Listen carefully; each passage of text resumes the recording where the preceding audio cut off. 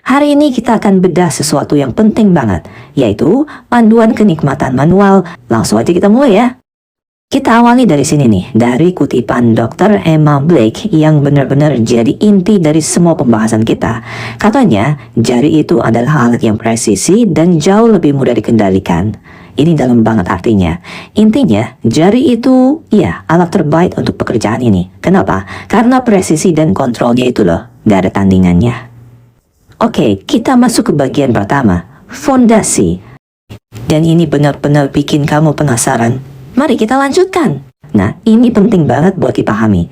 Teknik yang hebat itu mulainya bukan dari sentuhan. Sama sekali bukan. Justru mulainya jauh sebelum itu, yaitu dari persiapan dan pola pikir yang benar. Jadi, sebelum ada sentuhan sama sekali, ada dua hal yang, jujur aja, nggak bisa ditawar. Wajib hukumnya. Diingat-ingat bro. Yang pertama, persetujuan yang jelas. Dan yang kedua, persiapan yang cermat. Satunya soal kesiapan mental dan emosional, satunya lagi soal kesiapan fisik. Dua-duanya ini sama-sama krusial buat menciptakan pengalaman yang aman dan penuh respek. Nah, ini dia daftar periksanya. Kelihatannya sepele ya, tapi jangan salah, ini semua ada alasan medisnya. Kuku dipotong dan dikikir halus, itu biar nggak ada goresan.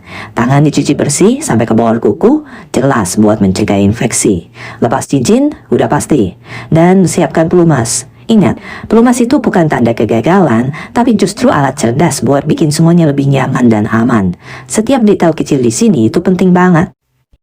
Yuk, kita lanjut berikutnya, yang mungkin akan mengejutkan kamu. Oke, fondasi udah beres, sekarang kita naik ke level berikutnya, pendekatan. Di sini kita fokus ke godaan dan stimulasi eksternal. Jadi, setelah semua persiapan tadi udah mantap, sekarang kita bicara soal gimana caranya membangun gairah secara perlahan, sabar, dan penuh perhatian. Ini seninya, membangun antisipasi. Nah, ini konsep yang wajib dipegang erat-erat. Gairah itu bukan saklar lampu yang bisa kamu klik on atau off. Nggak gitu cara kerjanya. Gairah itu sebuah proses yang melibatkan seluruh tubuh. Jadi, jangan langsung ke tujuan utama. Mulailah dari tempat lain. Area-area seperti leher, lengan bagian dalam, punggung. Ini tujuannya buat membangunkan seluruh sistem sarafnya. Gitu loh. Sekarang kita bedah sedikit kata godaan ini. Godaan itu bukan cuma pemanasan atau pengisi waktu, bukan. Anggap aja ini adalah bahan bakar. Kenapa? Karena secara fisiologis ini tuh beneran meningkatkan aliran darah ke klitoris, labia, dan area sekitarnya. Artinya apa? Artinya sensasi yang dirasakan nanti bakal jadi jauh lebih kuat. Ini persiapan biologis yang krusial. Jangan di-skip dulu, ini benar-benar penting loh. Oke, sekarang kita masuk ke prakteknya. Seni sentuhan eksternal. Kuncinya ada dua. Apa yang kamu lakukan, dan yang lebih penting, apa yang kamu amati. Mulai dengan lembut, bahkan di atas pakaian dalam. Terus, pelan-pelan eksplorasi area sekitarnya.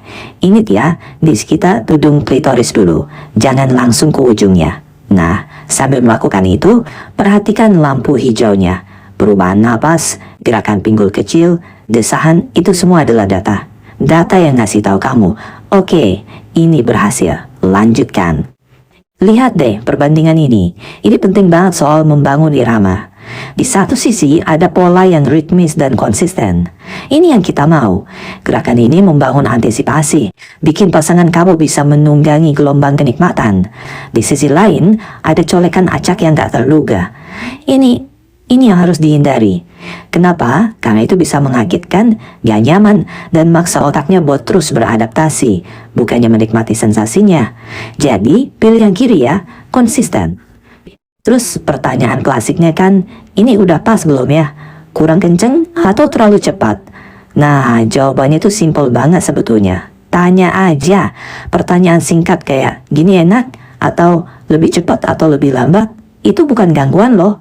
Justru sebaliknya, itu adalah feedback langsung.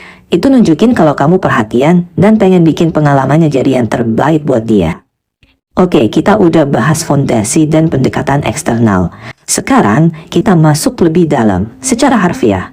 Bagian ketiga, teknik eksplorasi internal. Di sini kita bakal ngomongin gimana cara transisi ke dalam dengan hati-hati, penuh hormat, dan tentunya dengan teknik yang presisi. Ini poin yang sering banget disalahpahami, jadi tolong perhatikan baik-baik. Kondisi basah itu artinya gairah, betul. Tapi itu belum tentu artinya kesiapan untuk penetrasi. Ini dua hal yang beda. Jadi jangan pernah berasumsi. Cara terbaik selalu tanyakan. Pastikan ada konfirmasi verbal yang jelas sebelum lanjut. Terus gimana caranya masuk ke dalam? Ikuti 4 langkah simpel ini. Pertama, dan ini wajib pakai pelumas. Jangan pernah masuk dalam keadaan kering. Kedua, mulai dengan 1 jari aja. Masuknya pelan-pelan. Ketiga, begitu jari masuk, berhenti sebentar. Kasih waktu buat otot-ototnya rileks dan beradaptasi. Baru setelah itu, langkah keempat, mulai gerakan kemari yang pelan ke arah dinding depan.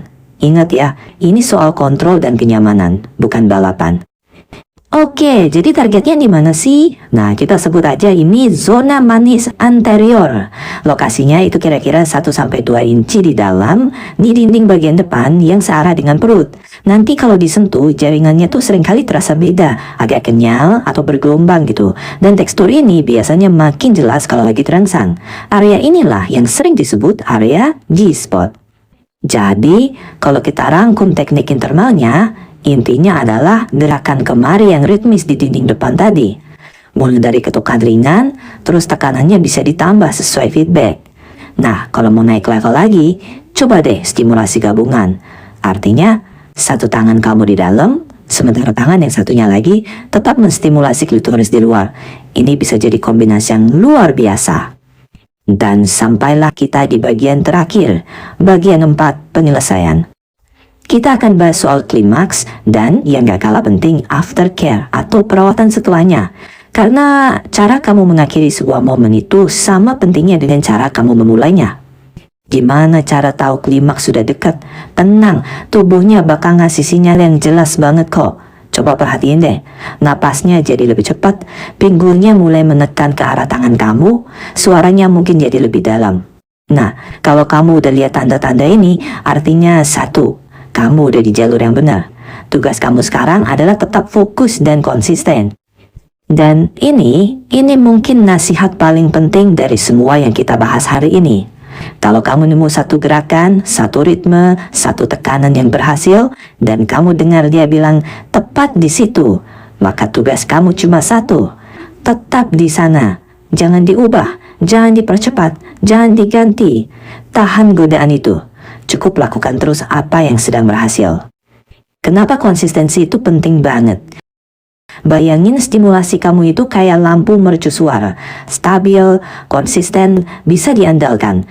Karena katanya banyak banget klimaks yang sebenarnya udah di ambang pintu, malah buyar cuma gara-gara stimulasinya tiba-tiba berubah di detik-detik terakhir. Sayang banget kan? Oke, klimaks sudah selesai. Apakah artinya selesai juga? Tentu tidak. Momen setelahnya atau aftercare itu krusial banget. Gak perlu ribut kok. Tetap sentuh tapi lebih lembut. Peluk dia, usap rambutnya, punggungnya, tawarkan minum. Biarin tubuhnya rileks dulu. Hal-hal kecil ini nunjukin kalau kamu peduli sama dia sebagai manusia seutuhnya, bukan cuma ngejar klimaksnya doang. Dan pada akhirnya, semua ini kembali ke 1 tema utama. Semua teknik, semua zona anatomi yang kita bahas tadi, itu semua cuma alat. Kunci yang sesungguhnya, cara terbaik untuk tahu apa yang berhasil, iya cuma 3 hal ini. Amati, dengarkan, dan bertanya. Jadi, kita tutup pembahasan kita di sini. Tapi, buku panduan yang paling akurat dan paling penting, jawabannya ada di pasangan kamu sendiri. Jadi, pertanyaan ini sekarang bergeser. Bukan lagi, apakah kamu tahu tekniknya? Tapi, apakah kamu benar-benar mendengarkan jawabannya?